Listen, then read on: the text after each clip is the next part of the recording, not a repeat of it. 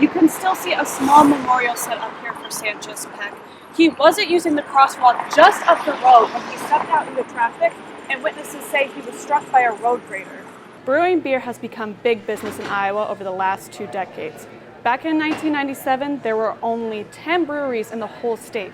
Can you believe that it's still February? It's 70 degrees out and the sun is shining. Tons of people in town for the state wrestling tournament. The Pride Center isn't just a place for the LGBT community to come together. It's also home to a library with 2,000 books. In this lecture hall on Drake University's campus, a student took the time to etch into one of these seats an anti-Semitic slur. A pharmacy tech at Methodist Medical Center has been accused of swapping out a powerful painkiller with salt water. It might not seem like ice cream weather, but Snooki's is sure to see long lines every year on opening day. The managers here even told me that there were people camping out in tents last night to get the first cone of spring. Some say that every good story starts with a beer. Local brewers are trying to make sure the beer is just as good as the story. To me, craft beer, and to actually really any of the craft brewers that you talk to, it is a form of art. The staff at Twisted Vine says brew pubs can offer new brews big beer manufacturers can't. It's almost like making music. It's endless. There's all kinds of notes you can use. And in the big world of the big corporate beers, that's just not possible. Cheers, guys. However, the guys over at Court Avenue Brewery say this wasn't always easy. Laws before 1996 limited breweries to producing beer with 5% alcohol or less. We couldn't really be competitive on the global or even in the region, right? Because by law, we were unable to produce beer that we wanted to make. But once those laws changed, that really was the catalyst to see the brew pubs explode. Brewing beer has become big business in Iowa over the last 2 decades. Back in 1997, there were only 10 breweries in the whole state. Now there are over 60 with 24 in the works. Brewers can now produce beer with up to 13% alcohol, and they say it can help put Iowa on the map. I was always proud to be from Iowa, proud to be from Des Moines, but we didn't have anything necessarily to hang our hats on, besides the Hawkeyes every 4 years or so. We need something like this in Des Moines.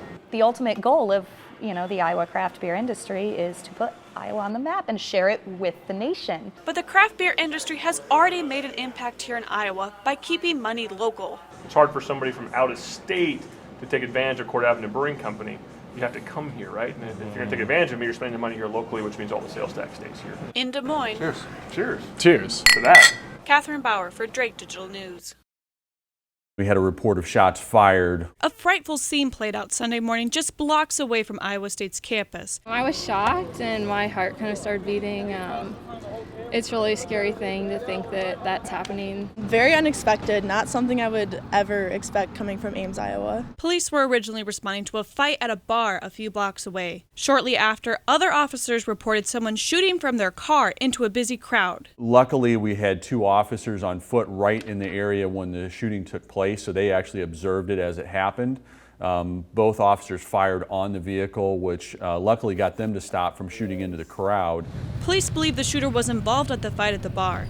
3 people were injured from the gunshots, but some say it could have easily been much worse. Welch Avenue at 1:30 in the morning is a very busy place. There's a lot of students are out in that area, sometimes up to 1,000 or more. It's filled with people out here. They could have hit the wrong person. They might have. We don't know. Police weren't able to stop the shooter before they took off in their car toward Fort Dodge. But around noon, 2 men from Milwaukee were arrested in a Fort Dodge hospital.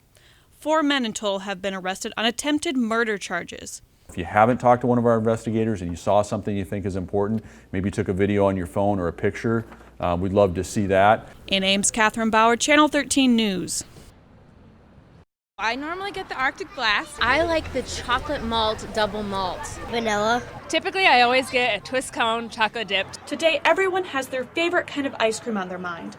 That's because Snooki's Malt Shop is opening up for the first time this season. It's an annual tradition. Come out on the opening day of Snooki's. First day of Snooki's, we're almost always here. Yeah, we always come here on the first day. I mean, even though it's kind of really too cold. It might not seem like ice cream weather, but Snooki's is sure to see long lines every year on opening day. The managers here even told me that there were people camping out in tents last night to get the first cone of spring. There's a lot of tradition. Tradition that's been kept alive for 31 years. However, this opening day is different for one big reason. It's kind of sad because everyone's used to having Jim here. Jim Graves, who opened Snooki's back in 1986, died last August at 80 years old.